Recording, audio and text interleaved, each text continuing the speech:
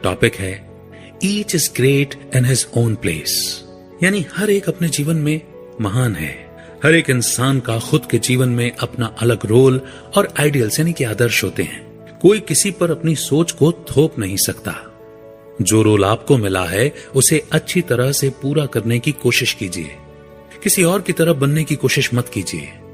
आप अपने दिए गए रोल को पूरे मन से अच्छी तरह निभाकर खुद को सच के और करीब ले जाते हैं। उदाहरण के लिए घर के बड़े को अपने पेरेंट्स, वाइफ, बच्चों और रिश्तेदारों और पड़ोसियों की तरफ अपनी ड्यूटी अच्छी तरह निभानी चाहिए। उसे उनकी सभी जरूरतों का ध्यान रखना चाहिए और उनकी रक्षा करनी चाहिए। ये उनकी ड्यूटी है। एक सन्यासी को दुनिया पूरी तरह त्याग देनी चाहिए। उसे परिवार या धन दौलत के बारे में नहीं सोचना चाहिए।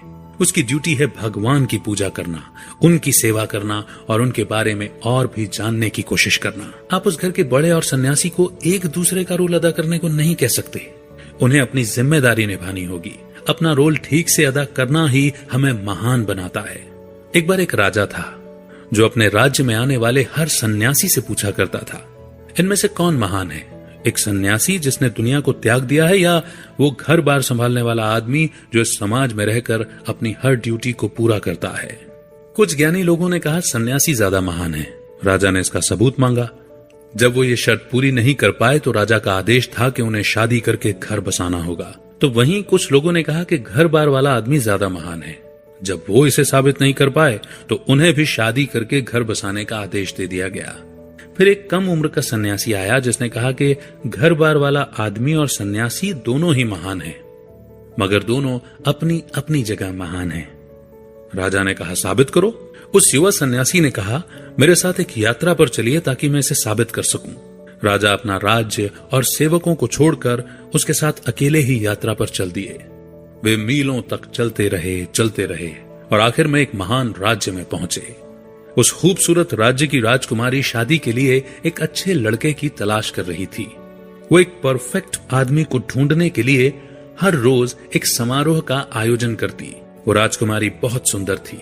वो जिसे भी पति के रूप में चुनती उसे समय आने पर उसके साथ राज्य पर शासन करने का सौभाग्य मिलने वाला था। बहुत सारे लोग आए लेकिन राजकुमारी को जिसकी तलाश थी वो उसे नहीं मिल रहा था। उसने एक एक करके सभी को रिजेक्ट कर दिया। फिर एक दिन उसने एक बहुत रूपवान सन्यासी को देखा। वो सन्यासी उस सुंदर राज्य को बस एक नजर देखने के लिए रुका था, लेकिन राजकुमारी को उससे प्यार हो गया।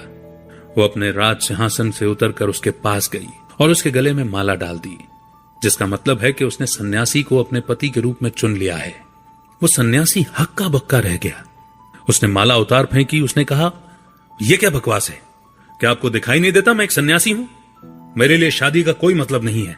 वहां के मंत्री ने कहा अगर आप राजकुमारी से शादी करते हैं तो इस पूरे राज्य पर आपका शासन होगा। लेकिन सन्यासी पर इस बात का कोई असर नहीं हुआ। वो जल्दी से मुड़ा और भागने लगा। लेकिन राजकुमारी इस बात को स्वीकार नहीं कर पाई। उस पर बस मोह का भूत सवार था। उसने कहा अगर इस आदमी से मेरी शादी नहीं हुई तो मैं मर जाऊंगी। और वो सन्यासी के पीछे भागने लगी। वो राजा और सन्यासी जो इस राज्य में आए थे सब कुछ बड़े ध्यान से देख रहे थे। उन्होंने राजकुमारी और उस सन्यासी का पीछा करना शुरू किया। वो सन्यासी उस जंगल का रास्ता अच्छे से जानता था। वो बड़ी तेजी से उस राज्य के बाहर निकल गया और अपनी यात्रा पर आगे बढ़ने लगा। उस राजकुमारी ने उसे हर जगह देखा लेकिन वो सन्यासी उसे नजर नहीं आया। वो बहुत थक गई थी। एक पेड़ के नीचे बैठकर वो सन्यासी की याद में आंसू बहाने लगी। वो रास्ता भटक गई थी और उसे कुछ समझ में नहीं आ रहा था कि वो क्या करे। वो राजा और वो युवा सन्यासी उसके पास गए। उन्होंने उसकी मदद करने का वादा किया लेकिन बहुत अंधेरा हो चुका था, इसलिए वो सुबह होने पर ही उस जंगल से निकल सकते थे। इसीलिए वे तीनों उस बड़े से पेड़ के नीचे आराम करने के लिए बैठ गए। उसी पेड़ पर एक नीले रंग का पक्षी अपनी बीवी और 3 बच्चों के साथ रहता था। उस नीले पक्षी ने अपने घोंसले से झांक कर नीचे देखा और अपनी बीवी से कहा सुनो, अब हम क्या करेंगे? हमारे यहां मेहमान आए हैं और हमारे पास उनके लिए आग जलाने का भी सामान नहीं है। इस कड़ाके की ठंड में वो ठिठुर रहे होंगे। इसीलिए वो पक्षी नीचे की तरफ उड़ा और एक जलती हुई डाल को उठा लिया। वो उसे अपनी चोंच में दबाकर अपने मेहमानों के सामने रखाया। उन तीनों ने उसमें और भी डालियां डालकर एक अच्छा सा बॉनफायर बना लिया। लेकिन अभी भी वो पक्षी चिंतित था। उसने अपनी बीवी से कहा कि अब हम क्या करें, हमारे पास उन्हें देने के लिए खाना नहीं है, मगर उन्हें बहुत भूख लगी होगी। फिर उसने जो किया आप उसकी कल्पना भी नहीं कर सकते। उसने खुद को ही उनके सामने पेश कर दिया। उस आग में कूद गया। उन तीनों ने उसे बचाने की बहुत कोशिश की, लेकिन आग ने उसे भून कर रख दिया था। अब उसकी बीवी ने सोचा यहां तो 3 मेहमान हैं, सिर्फ एक पक्षी काफी नहीं है। उसने सोचा अपने पति की मदद करना उसकी ड्यूटी है, और इसीलिए उसने भी आग में छलांग लगा दी। अब घोंसले में उनके 3 बच्चे अकेले रह गए थे। उन्होंने अपने माता पिता को यह सब करते हुए देख लिया था। वे तीनों इस बात से सहमत थे कि उन्हें अपने मां बाप की इस ड्यूटी को पूरा करना होगा। वो तीनों भी आग में कूद पड़े और आग ने उन्हें भी भून दिया। अब वहां 5 पके हुए पक्षी थे, लेकिन राजा, सन्यासी और उस राजकुमारी का मन नहीं माना। वे भौचक्के होकर यह सब देख रहे थे कि इन पक्षियों ने क्या किया। उन तीनों की भूख ही मर चुकी थी। वो बस सुबह होने का इंतजार करने लगे। सुबह की पहली किरण निकलते ही उन दोनों ने सबसे पहले राजकुमारी को घर पहुंचाया। वो वापस अपने राज्य और पिता के पास चली गई। अब उस सन्यासी ने राजा को समझाया, हे राजन, आज आपने एक बहुत अच्छा सबक सीखा है। हर इंसान अपनी अपनी जगह पर महान होता है। एक की ड्यूटी किसी दूसरे को देने की जरूरत नहीं है।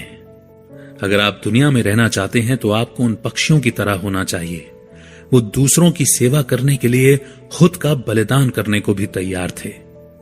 और अगर आप इस दुनिया के मोह को छोड़ना चाहते हैं तो आपको उस सन्यासी की तरह होना चाहिए।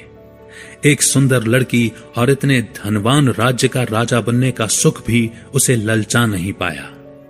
अपनी ड्यूटी को पूरे मन से कीजिए, तब आप शांति और सुकून से जी पाएंगे।